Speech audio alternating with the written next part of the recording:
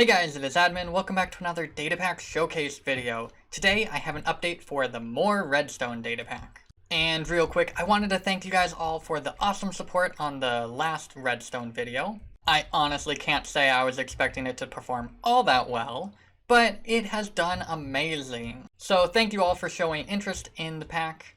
That is truly awesome.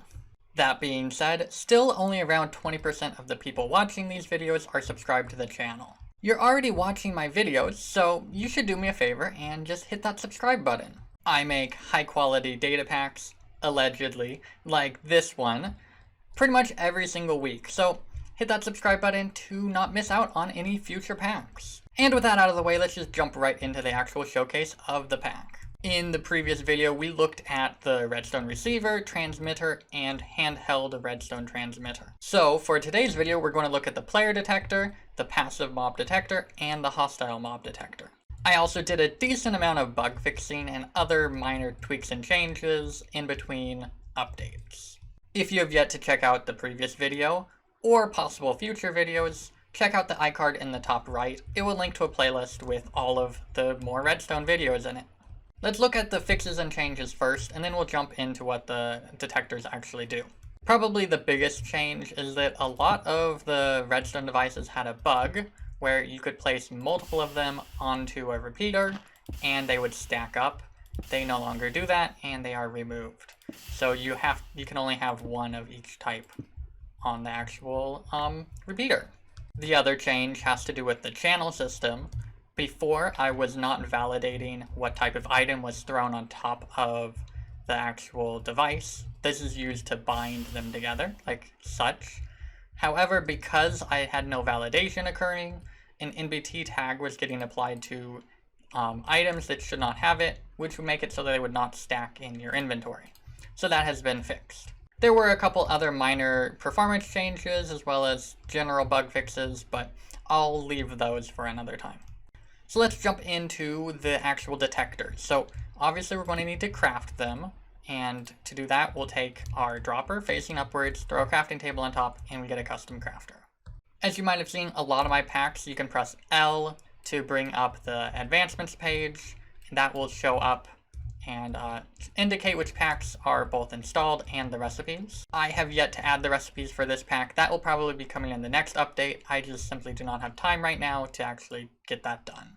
So let's take a look at the recipes in this video. And as always, they are on the website that you downloaded this from. You can click the details button here to go to that webpage.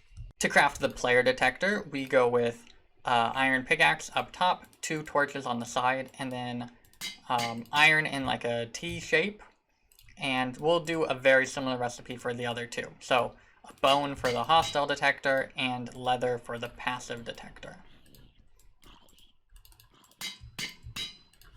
Like a lot of our other redstone devices, these need to be placed on top of repeaters. To do that, hold down Shift and right click on top of the repeater. If you do it off to the side, it will drop, or if you just click not on top of a repeater, it will drop it back as an item. And so these are pretty cool. I would suggest placing redstone dust out the front to allow for block updates to occur for this repeater. So what exactly do they do? Well, they can detect mobs up to 7 blocks away from them. So in this case, the player detector will only detect players, and if there is a player within 7 blocks, it will give an output. The passive detector works for all passive mobs, and the hostile detector works for all hostile mobs. Of course, the hostile detector only works for hostile mobs, so if I spawn in a creeper, it will activate. Now, I'm not particularly great at redstone, but here's one possible use for this. You could make a player-only door, so it's activated by a piston if a player goes up to it. Obviously, you could pretty much use this for anything. One really obvious example for how to use the hostile and passive mob detectors would be in farms.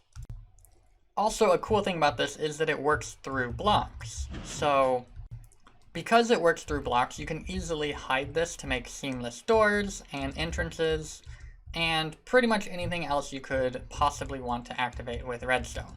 So download the pack and mess around with it for yourself. There is loads of things that you can do now with this, and I look forward to seeing what you guys come up with.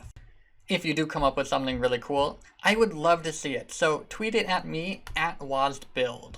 Or you could always join our Discord and send a message there. But that is going to do it for today's video. If you did like the video, make sure to leave a like on it, and I'll see you guys all in the next one. Thanks so much for watching.